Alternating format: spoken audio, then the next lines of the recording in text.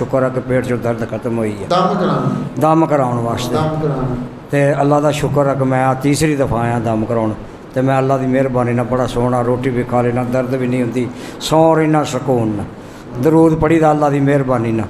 अच्छा तो डॉक्टर की दसदे सी कोई डॉक्टर रिपोर्टां दसियां जी उन्हें कहा जी तेरे फिफरियां च नुक्स वा तो जदों दी अज दम कराया तुहाडे कोल कोई फिफरे नहीं कोई शै नहीं अल्लाह ने सुकून देता बड़ा सोहना। इन्नी दूरों तुसी कोई मैं कोई 300-400 कितना किलोमीटर बनदा इत्थों वाहवा बन जाता जी। मैं तकरीबन कल 1 बजे चलिया उठो 12 बजे कल तो इत्थे तकरीबन शामी 6 बजे पहुँचिया मैं। अच्छा तो इत्थे किस तरह पहुंचे तुसी? इस तरह ओ बच्चा उठ के खलोए ओ बच्चा जिन्हें मैंने सेंड किया उत्थे तुहाडा अच्छा अच्छा ये मेरा दोतरा लगता जे। अच्छा अच्छा ये वैसे आया सी नहीं ये खोड़िया वाले सी इन्हें खोड़िया वाले ਤੁਹਾਡਾ सुन के मैनू सेंड किया तो मैं फिर आया। अच्छा अच्छा अच्छा ते 3 सालां तुसी ये ढिड दी पेट 3 सालों तो मैं कोई डॉक्टर नहीं छड्डिया कोई हकीम नहीं छड्डिया कोई मैं दमा वाला निगा छड्डिया समझ गया करदा मैं जिमींदार आवां ते इदां रोंदा खलोंदा मार रखिया उन्होंने पट्ठे पा छड़दा एक मेरा बच्चा है।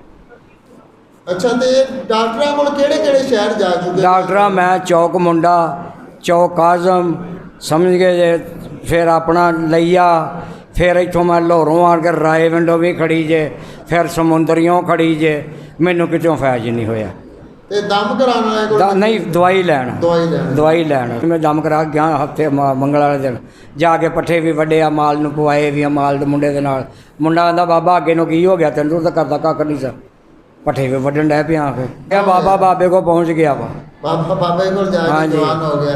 ये दरूद पाक की बरकत है। ये दरूद पाक की सारी दरूद पाक की बरकत है। दरूद पाक की नेमतां दरूद पाक का फैज़ मिला है तो अल्लाह ने जो काम शफा दी है थे अल्लाह ने काम करने के काबिल कर दिया है।